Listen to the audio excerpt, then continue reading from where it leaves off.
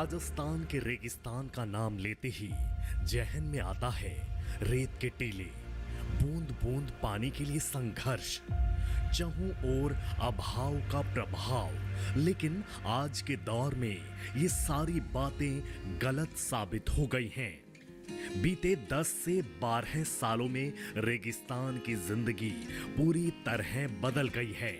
मौजूदा वक्त में रेतीली धरा पर नजर आते हैं हरे भरे बागान, किसानों के चेहरे पर मुस्कान और लहलहाती फसल। यकीनन रेगिस्तान में हरियाली किसी आश्चर्य से कम नहीं है और इन्हीं आश्चर्य को देखकर डीडी किसान ने निर्णय लिया कि वो किसान यात्रा के जरिए मरुधरा की बदलती तस्वीर, रेत के धोरों पर फल, सब्जी, बागवानी की खेती कर असंभव को संभव करने वाले किसानों की कहानी एक और एपिसोड के माध्यम से आप तक पहुंचाएगा।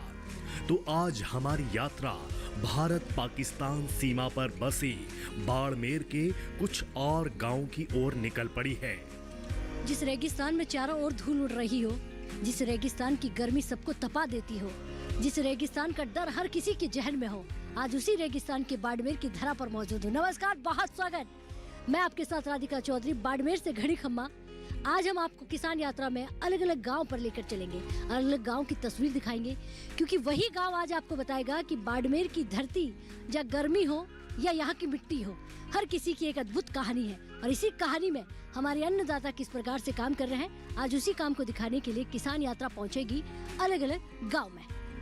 इन दिनों हमारी यात्रा जयपुर से करीब 550 किलोमीटर, जोधपुर से करीब 200 किलोमीटर की दूरी पर मौजूद बाड़मेर में है और आज हमारी यात्रा का पहला पड़ाव है मीठड़ी गांव।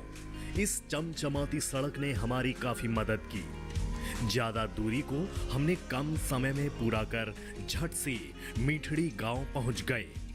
रेत पर लहलहाती खेती देख किसी अचंभे से कम नहीं लग रहा था। खेतों में कुछ किसान काम कर रहे थे।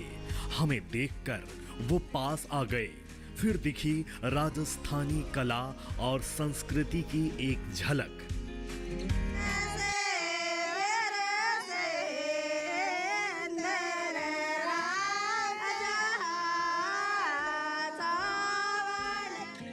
चारों तरफ हरियाली ही हरियाली, कहीं फूलों की खुशबू, कहीं प्याज की खेती, तो कहीं दूसरी सब्जियां, तो कहीं फलों के बागान देखकर यकीन नहीं हो रहा था कि हम रेगिस्तान की रेतीली भूमि पर खड़े हैं।